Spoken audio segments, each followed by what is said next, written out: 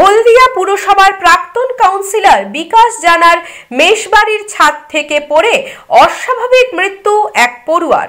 মঙ্গলবার রাতে হলদিয়ার গান্ধীনগরে চারতলা বাড়ির ছাদে পিকনিক করার সময় পড়ে গিয়ে এক কলেজ পড়ুয়ার মৃত্যু হয়েছে। মৃত পড়ুয়ার নাম সৌমেন দাস, বয়স 19। ওই পড়ুয়া কাথির দেশপ্রাণ আইআইটি কলেজে পড়াশোনা করতেন।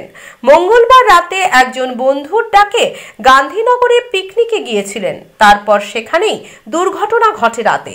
কিভাবে ওই পড়ুয়া ছাদ থেকে পড়ে গেলেন তা নিয়ে রহস্য রয়েছে। মৃত পড়ুয়ার মাথার পেছনে চোট রয়েছে। ঘটনার পরই তাকে উদ্ধার করে হলদিয়ার এক বেসরকারি হাসপাতালে নিয়ে যাওয়া হলে মৃত বলে ঘোষণা করে চিকিৎসক। পুলিশ দেহটি ময়নাতদন্তে পাঠিয়েছে। ওই ঘটনায় জিজ্ঞাসাবাদের জন্য পুলিশ 7 জন পড়ুয়াকে আটক করেছে। তারপর মারা গেছে এইটুকুই জানি। তারপর ওপরে কি হয়েছে না হয়েছে, কি কেমন করে হয়েছে কিছু জানি। কালকে পিকনিক করছিল? হ্যাঁ, এইটুকু জানি যে ওরা পার্টি করতে এসেছিল। কতজন ছিল সেটাও জানি না, কারণ দেখতেও যায়নি। আমি তো নিচতলায় থাকি। সেই 9টা পয়েন্ট। এই বিল্ডিং এ কতজন থাকে মানে স্টুডেন্ট? 4টা ফ্লোর আছে, তো অ্যাভারেজ পার ফ্লোরে 3টা করে রুম আছে, তো আর 3 ওরকমই মানে 20-25 জন হয়। ঠিক আছে। আর আমরা অ্যারাউন্ড 9:35 PM এর দিকে আমরা ডিনার করতে গেছিলাম, আর ঠিক তারপরেই হয়েছে। ওই জন্য কিছু বলতে পারছি না। তারপর আমরা খেতে গেছি, আর ওখানে ফোন এসেছে যেরকম হয়েছে। প্রথমে বিলিভ হয়নি, এসে দেখলাম তো লোকজন জড়ো হয়ে আছে। তখন তো কিছুই নেই। না, বাচ্চাটা তার আগে নিয়ে চলে গেছে। তখন আমরা 10টা পার করে এসেছি, প্রায় ততক্ষণে ছিল ওনাকে। খালি ওইখানে ওই ব্লাডের স্যাম্পল পড়েছিল, বাস। ওই তো আমরা তো খাবার আনতে গেছি, আমি আর ও একই রুমে থাকি। ঠিক আছে, খাবার আনতে গেছি, যখন দেখি এরকমই ছেলেটা এরকম পড়ে আছে, উপর থেকে ব্লাড বেরিয়ে যাচ্ছে। ঠিক আছে, তারপরে গোটা পাড়ার লোক সব জমা হয়ে গেছে। এরকম পরিস্থিতি। আর না, ছেলেটাকে চিনতাম না, কোনো দিন দেখিনি। ওরা কালকে কি করছিল? ওরা ওই ফিস্ট করছিল, পার্টি করছিল, ওইসব করছিল ছাদের। ওরা ছাদের রুমে, ঠিক আছে, মানে ওই আমাদের টেরেসে উঠতে ওই সাইডের রুমেই ওরা ফিস্ট করছিল। ছাদে একটাই মাত্র রুম আছে, ওই রুমে। না, কোনো শুনতে পাইনি। ওরা বলতে ওটা আলাদা রুম। ঠিক আছে, যে ছেলেরা এসছিল ওরা কিন্তু এখানে থাকে না। ওদের ওই 10-12 জন। ওদের মধ্যে একটাই ছেলে এখানে থাকতো, সে রুম ছেড়ে অনেকদিন আগে চলে গেছে। মানে ওই রুমটাতে 2 জন থাকতো মনে হচ্ছে। কতজনকে পুলিশ আটক করে নিয়ে গেছে? 6-7 জনকে। তোমার নাম? আমার নাম সপ্তর্ষি মাইতি। তোমরা কি এইচআইটি স্টুডেন্ট? না, আমরা গ্লোবালের। হয়তো কোনো ইনসিডেন্টে ওই ঠেলেছি বা অন্য কিছু হয়েছে মনে হচ্ছে, কোনো রকম ঝামেলা হয়েছে। এবার তো না দেখিনি, বলতে পারবো না কি হয়েছে কি না হয়েছে। তোমার নাম? আমার নাম তন্ময় পণ্ডা। আমি স্টুডেন্টদের কাছ থেকে যা জানলাম যে ওর একটা বন্ধু আমার রুমে থাকে।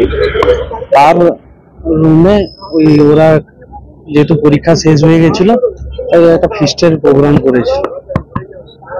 তাই ওরা বন্ধুরা মিলে সন্ধ্যে 7টা থেকে দেখি রান্না বান্না করছিল।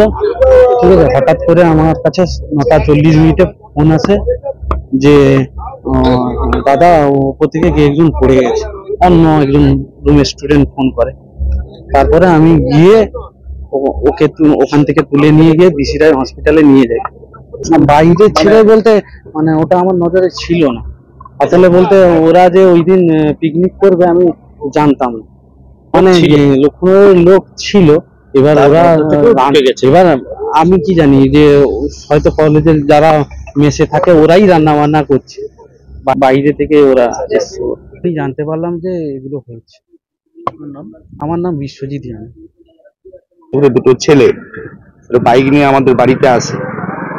তখনের সময় আমার ওই ভাই কর্মস্থলে একটা জায়গায় কাজ করেছে, কোম্পানি ছিল, বৌমা বাড়িতে ছিল।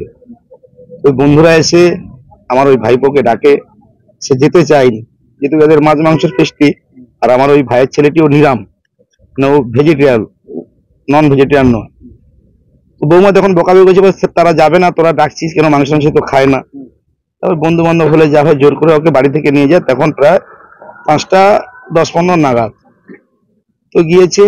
এই ফেস্টটা হচ্ছে কোথায় না গান্ধীনগর, আমাদের যে এক্স কাউন্সিলর বিকাশদার দুটো বাড়ি, একটা বাড়িতে বিকাশদা বসবাস করে আর একটা বাড়িতে মেস টাইপের আছে, সমস্ত কলেজের স্টুডেন্টরা ভাড়ায় থাকে। তো সেই বাড়ির 4 তলাতে ওই গ্লোবালে পড়ে 3টি ছেলে এবং এই আমাদের রানীচকের স্কুলে পড়ে একটি ছেলে, 4টি ছেলে ভাড়াইতে থাকে। সেই ছেলের সঙ্গে এদের সব বন্ধুত্ব, সেই সূত্রে ওখানে যাওয়া। এবার ওদের ওই মাংস টাংস হচ্ছে কি খাবে, আর কিছু ছেলে কি রুটি ফুটি কিনতে গেছে। সেরকম একটা সময় আমার ওই ভাইয়ের ছেলে উপর থেকে 4 তলার ছাদ থেকে নিচে পড়ে যায়। তো পড়ে যখন যায় তখন ওরা নাকি কেউ দেখেনি এবং জানেও না। কিছু সময় পরে, অন্তত আধ ঘন্টা আপনি ধরুন, আধ ঘন্টা পরে ওরা সেই সময় খাওয়া দাওয়া শুরু করবে, ঠিক ধরুন 10টা, সেরকম একটা সময় সৌমেনের খোঁজ পড়ে, মানে সৌমেন কোথায়। তখন ওরা খোঁজ করে যখন পায়নি, উপর থেকে দেখে নিচে নাকি পড়ে আছে।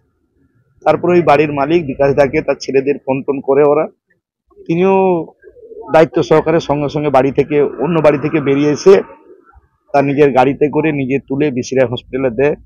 তারপরে আমাদের বাড়িতে ফোন আসে, ওদেরই একটা বন্ধু আমাদের বাড়িতে ফোন করে বৌমাকে জানায়। তারপরে বৌমার মারফত আমরা নিজের বিভিন্ন রকম ভাবে কর্মের সঙ্গে যুক্ত ছিলাম। তারপরে আমরা আসি, আমি স্পটে যাই। আমি তখন জানতাম না যে বিকাশদার বাড়ি, পরবর্তীকালে জানলাম যেটা বিকাশদারই বাড়ি। তারপরে আমার আর ভাইরা সব বিসিরাই হসপিটালে যায়। সেখান থেকে যখন হসপিটালে যায়, আমিও আবার ওখান থেকে ব্যাক করে। আপনার ভাইপো কি পড়ে গেছিল না? দেখুন, ব্যাপারটা অনেকটা ধোঁয়াশায়, আমরা তো অ্যাকচুয়ালি চোখে দেখিনি, স্পটে ছিলাম না। কি মনে হয় আপনাদের? কিন্তু সেটাই বুঝে উঠতে পারছি না। এরা ছিল 7 জন বন্ধু, 4 জনকে বারে বারে পাওয়া যাচ্ছে, 3 জনের খোঁজ এখনো অব্দি মিলছে না, মানে পাওয়া গেছে তারা ধোঁয়াশায় আছে। এরা বলছে 2 জন রুটি কিনতে গেছিলাম, একজন মাংস রান্না করছিল আর ও ছিল। তাহলে ও পড়ে গেল, সে যদি মাংস রান্না করলো পড়ে গেল, জানলো নি, তাহলে আর 3 জন বন্ধু কোথায় ছিল? এটা একটা ধোঁয়াশা। 4 তলার উপর থেকে নিচে ছেলেটা পড়লো, ছেলেটা পুরো দুমড়ে মুমড়ে মারা গেল। তার মোবাইলটা একটু ক্র্যাচ হলো না, মোবাইলটা তার ঠিকঠাক থেকে গেল। তাহলে আর 3টা বন্ধু কোথায় ছিল? তো তারপরে ওই বাড়ির মালিক আমাদের লোকাল থানা, যেটা হলদা থানা, হলদা থানা আন্ডারে পড়ে। কি চাইছেন এখন আপনারা? আমরা চেয়েছি, ক্ষতি তো আমাদের যা হওয়ার হয়ে গেছে, আমি তো আর ফিরে পাবো না আমাদের ছেলেকে। আমরা স্যারের কাছে এই আপত্তি রেখেছি, আর্জি রেখেছি যে সত্যি আমার ছেলে যদি এমনি নিজের থেকে পড়ে মারা যায় তাহলে সেটা আমাদের দুর্ভাগ্য, কিন্তু যে ছেলেগুলো বন্ধুগুলো সঙ্গে ছিল, বড়বাবু কালকে ওদেরকে কাস্টাডিতে নিয়েছে, এখন রেখেওছি। তো তার তদন্ত হোক। যদি ওরা ভুল না করে থাকে তাহলে এমনিই বেরিয়ে যাবে, আর যদি সত্যি ওরা কেউ ঠেলে দেয়, কি কিছু করে, কি ইয়ারি করতে করতে ঠেলে দিচ্ছে, তো অনেক সময় তো ইয়ারি করতে করতে ঠেলে দিচ্ছে, মনে করেন পড়ে গেছে, পড়ে হতে গেছে। তো এরকম যদি হয় তাহলে তার দৃষ্টান্তমূলক শাস্তি হোক। কারণ আজকের দিনে যদি এটা কিছু না করে ছেলেদের এমনি ছেড়ে দেওয়া হয়, আগামী দিনে এরা আরো অনেক কিছু বড় কিছু করতে পারে। একটা টাইম হয়তো এমন আসবে এরা নিজের বাবা মাকেও হতে ছাড়বে না। একটা বিষয় একটা বলুন, যেখানে মেশে বাইরের কেউ অ্যালাউ না, সেখানে কি মনে হচ্ছে না যে মেশ মালিকদের আরো একটু বেশি নজর দিলে ভালো হতো? সেটা তো হওয়া উচিত ছিল, এবং ওখানে সিসি ক্যামেরাও লাগানো আছে। আমরা স্যারকে রিকোয়েস্ট করেছি যে ক্যামেরাটাকেও চেক করা হোক, ক্যামেরাটাকে চেক করা হোক, ক্যামেরা সিসি ওদের যে ফুটেজ হয় ফুটেজ লিবা হোক, ক্যামেরা চেক করা হোক। এবং আরো বলেছি সমস্ত ছেলেদের যে মোবাইল সঙ্গে আমার ওই ভাইপোর মোবাইল, এই মোবাইলকে বের করানো হোক, কল লিস্ট বের করানো হোক, লাস্ট কার কার সঙ্গে ফোনে কথা হয়েছে, কোনো ঝামেলা ছিল কিনা, কোনো শত্রুতা ছিল কিনা, কোনো রাগ ছিল কিনা, দেখা হোক। সেটা উনি বলেছে যেটা করবে, আপাতত তাদেরকে কাজটাতে রেখেছে। আমরা সেই তদন্ত দাবি করতেছি।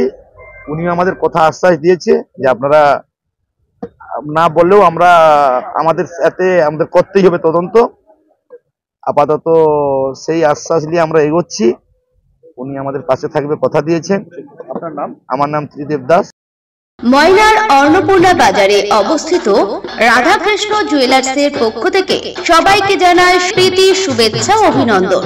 সোনা ও রূপোর গহনার মজুরির উপর বিশেষ ছাড়ের ব্যবস্থা রেখেছে কেবলমাত্র ময়নার অন্নপূর্ণা বাজারের পূর্ব দিকে অবস্থিত রাধাকৃষ্ণ জুয়েলার্সে। নিজের বাড়ি মানেই মাথার উপর নিশ্চিন্ত ছাদ, ছাদকে রক্ষা করুন রোদ বৃষ্টির যাবতীয় প্রকোপ থেকে। আপনার বাড়ি নতুন হোক বা পুরনো, pen doctor league guard vaccine, যা প্রিমিয়াম ওয়াটারপ্রুফিং সার্ভিসের মাধ্যমে বহু বছর সুরক্ষিত রাখে আপনার ছাদকে। বিশদে জানতে এখনই ফোন করুন। বিজ্ঞাপন দেওয়ার জন্য যোগাযোগ করুন স্টুডিও কল্যাণী, ভোগলাবাড়ি, ময়না, পূর্ব মেদিনীপুর। নতুবা ফোন করুন যাদব বেরা 9800303017। এছাড়া অসিত বেরা 9932227739।